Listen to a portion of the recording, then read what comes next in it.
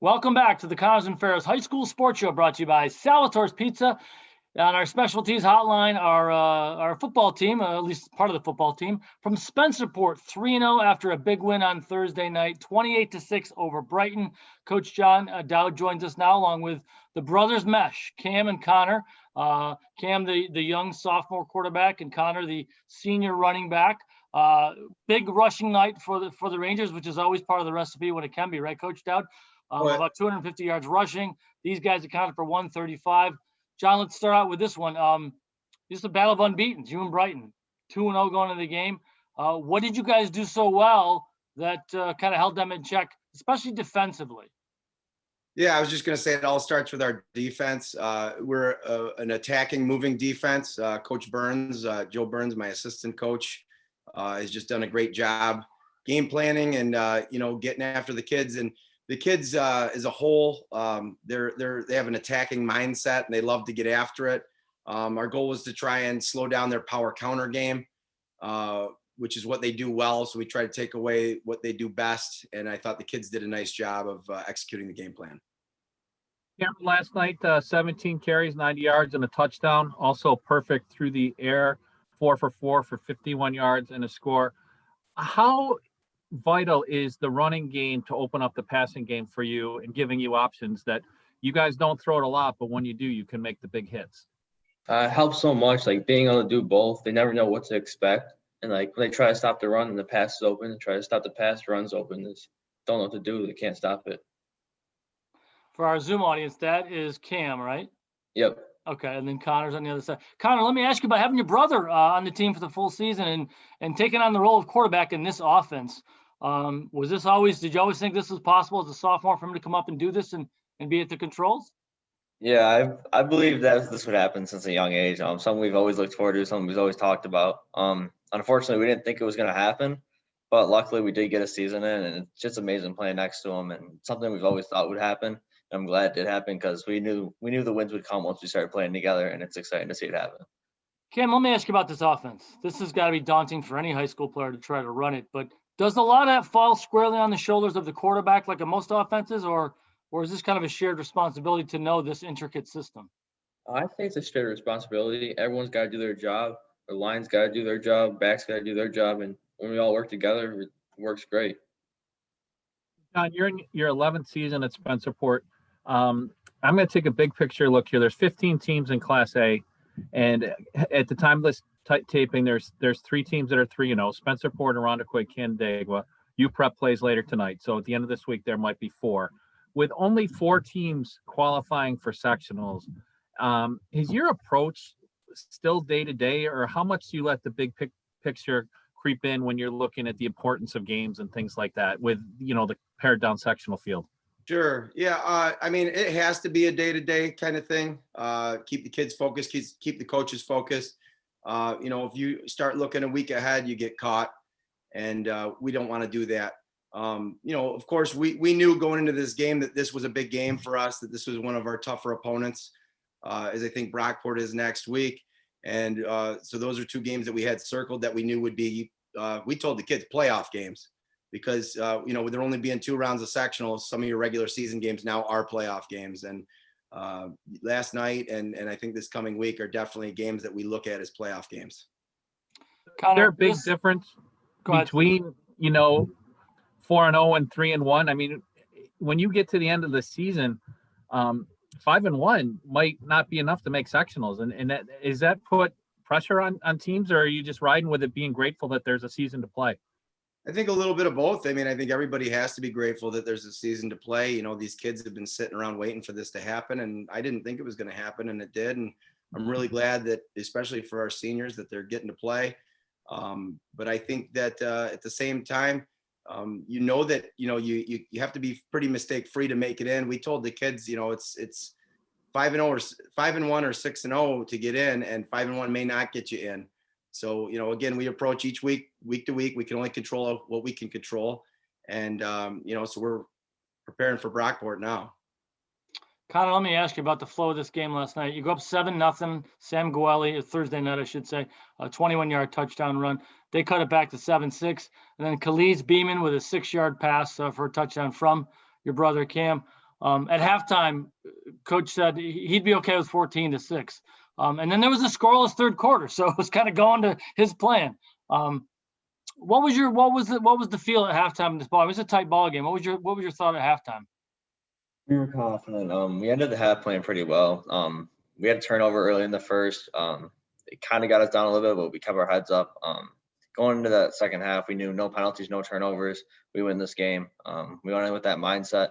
Our defense played absolutely tremendous to start off the half, and after that, the offense just took over, and the offensive line played absolutely tremendous at the end of the game. Made our jobs easy, and it was a good W. Yeah, are you feeling a little bit of, when people hear about sports at Spencerport, they might say wrestling, they might say girls soccer. You had that big win over Victor last year that I think opened a lot of people's eyes. 3-0 right now. Are people starting to catch on that the football culture is pretty successful over at Spencerport now too? Yeah, I think the past few years, people are starting to realize that it's not just a wrestling or girls soccer town. Like football, we're starting to be a good team, and just in years to come, we're gonna be a good team. And yeah, watch out for Spencerport. John, how tough is it to establish a culture? You come from winning programs, or you've been in the past as a head coach and assistant coach, but at Spencerport, how difficult was that? What do you need to do to establish that? Well, it starts with the kids and the staff, and I have a great staff.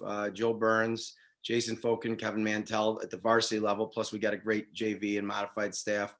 And you need support from the administration. We've had great support from all our administrators. And then really, though, it's on the kids.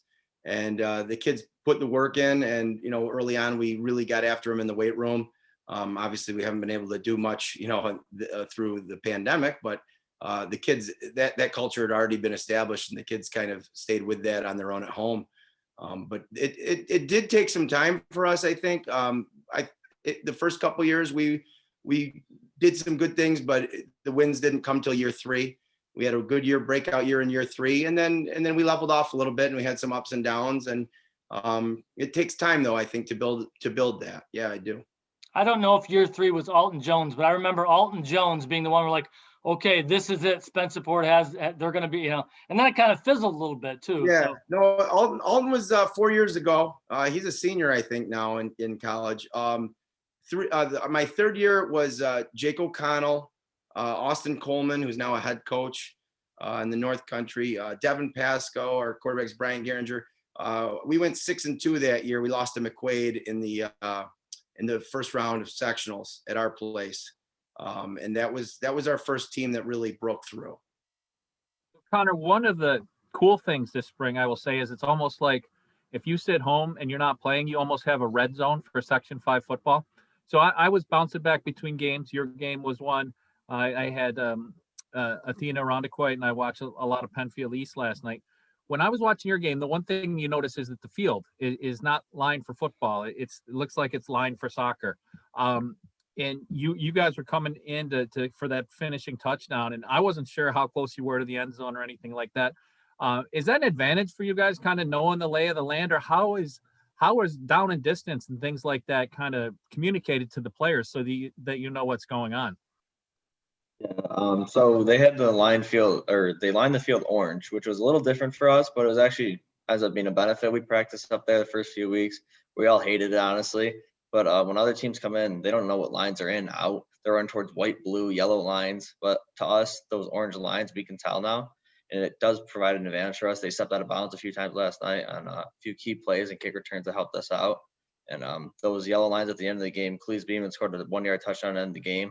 And it was they didn't know where the line was, but he knew where the line was. He got to that line and it sealed the game for us. Cam, I got to ask you, he's your big brother. And I know there's sibling rivalries no matter what the ages are, but you had to look up to him when you're a little guy, right? What have you looked up to about your brother that you have to admit now, because I'm putting you right on the hot seat? Everything. Growing up, I've looked up to him at everything, not just football, but just like life in general, just trying to be like him, just do the right things, work hard, and just give 100% all the time. So I learned from him, my family. Connor, your turn. What do you like about that guy next to you? Even from a young age, no matter what it was, if we were racing in the pool, swimming, if we were playing basketball, it always was a competitive edge. I always wanted to beat him. He always wanted to beat me, no matter what it was. I wouldn't usually let little brother win, and now he's getting a little bigger. It's getting tougher, but even in basketball, weightlifting, he's getting up there. But I gotta always make sure I'm still on top. But it's always that competitive edge that drives us both. John, you look at the Spencerport offense, there's a lot of discipline, I think, structure, misdirection. This season being unlike any other, was that more difficult to install, or what have been the keys to the early season success where you're tough to prepare for, but being tough to prepare for also means it's tough to execute. So how have you found that success? Yeah, we were a little worried about that, and we did not want to run a stripped down version of what we do because everything kind of goes part and parcel. If they do X, we do Y. If they move their guys here, we have to adjust the play. So we need all of our tags. We need all of our core plays, but also our alternate plays that we run versus certain looks. And so we, to be honest with you, we told the kids that they had to figure it out fast. We had some off-season workouts as soon as we got the go-ahead to congregate once again. We only had a couple of weeks to do that, but we kind of did a hurry up version. We put a lot in a short amount of time and asked the kids to watch extra film and do things like that. And then when it came time to have practices, we started off with our preseason length practices, which are longer. We chose to do that, even though it was, during the school year, not in the summer.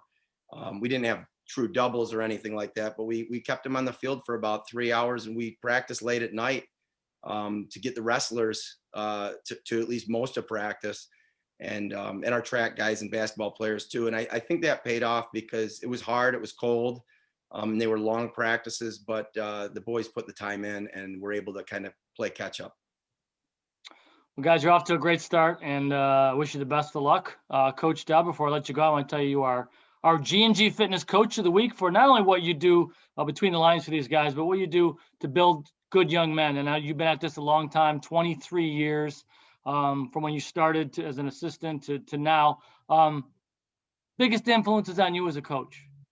Oh, that's a tough one. Obviously, my high school football coaches, Coach Matika at Horseheads High School and Coach George Gilbert, was our line coach and was my position coach. They were my two biggest ones. I coached with Mike Johnston, who is the offensive coordinator at Corning High School. He was the head coach at Corning West High School. He's a great football coach. John Gammon at Livonia, who's now he's the principal there, but he was the football coach there. Major influence on me. And a guy named Hugh Wyatt, who I got a lot of double wing information from and talked to at clinics and things like that, was very helpful to me. Well, congratulations on that. And the brothers Mesh, whose father happens to just coincidentally work for our favorite law firm, Connors and Ferris.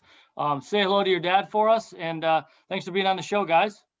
Thanks for having us. Sounds good. Appreciate it, guys. Thanks, Coach Dowd. And we'll take another break and come back. You're listening to the Connors. Actually, we're going to end. This is the show ender, Steve Bradley. A little out of practice. Hey, everyone have a safe week, a good week back at school. And all you football players, stay healthy. You got a few more weeks left to finish off this weird season, but you still have a chance at a brick. So good luck to you. You've been listening to the Connors and Ferris High School Sports Show, brought to you by Salvatore's Pizza.